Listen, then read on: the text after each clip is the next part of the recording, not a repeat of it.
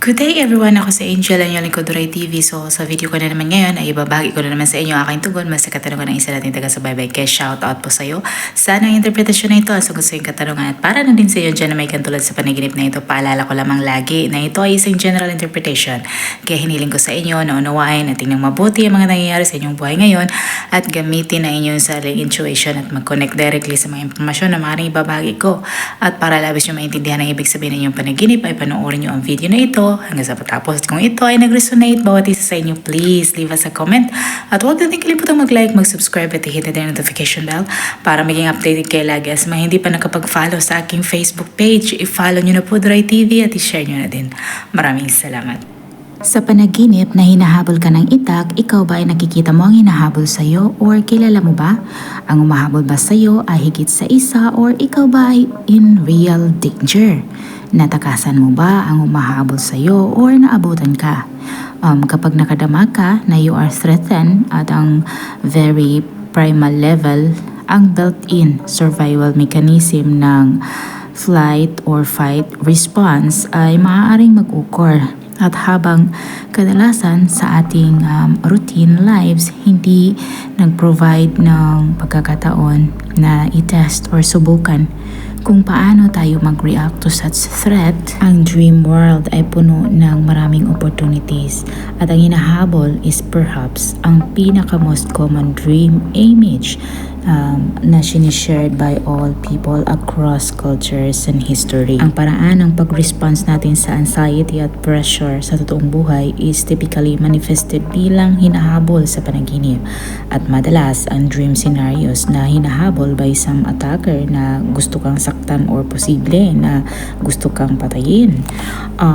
Maaaring gusto mong takasan or takbuhan or magtago or sinusubukan mong mag-outwit sa iyong pursuer.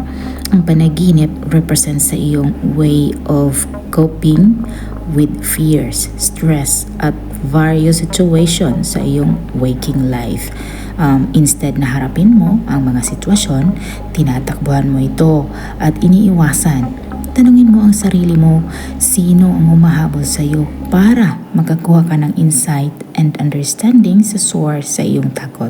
Ang panaginip ay maaari din nag-indicate na tinatanggihan mong kilalanin ang certain viewpoint or idea. On the other hand, ang pursuer or attacker na humahabol sa iyo sa iyong panaginip ay maaaring nag-represent ng part sa iyong sarili, ang iyong own feelings of anger, jealousy, fear, and posibleng love can assume sa appearance ng nagbabadyang figure.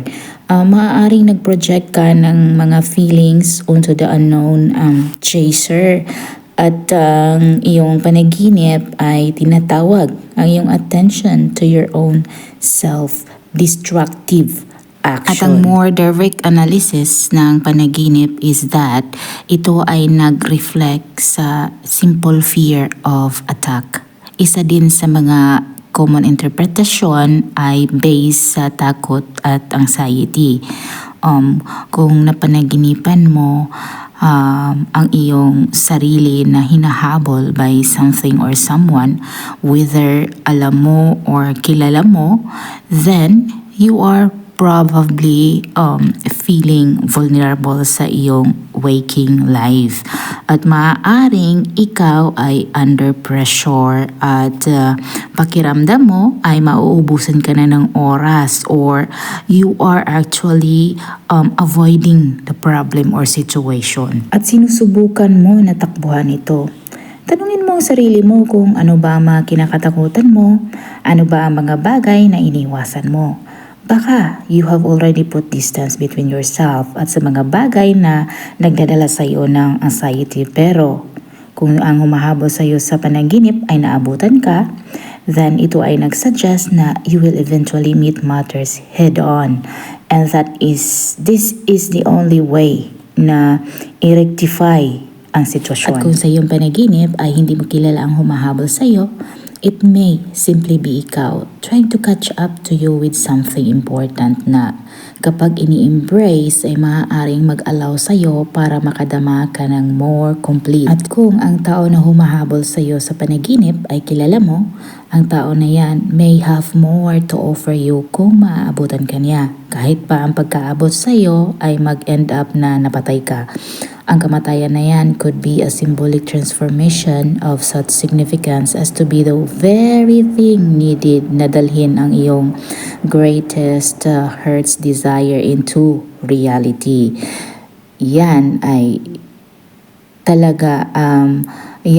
kung talagang meron kang courage na tumigil at lumingon.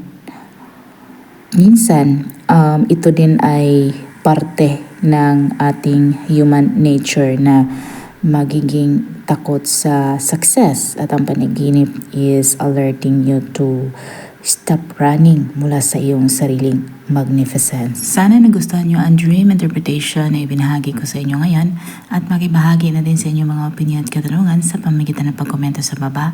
At kung ikaw ay bago pa lang sa aking channel, huwag kalimutan mag-like, mag-subscribe at i-hit na din notification bell para maging updated kayo lagi sa mga hindi pa nagpa-follow sa aking Facebook page. I-follow nyo na po Dry TV at i-share nyo na din. Maraming salamat. Hanggang sa mali. Paalam.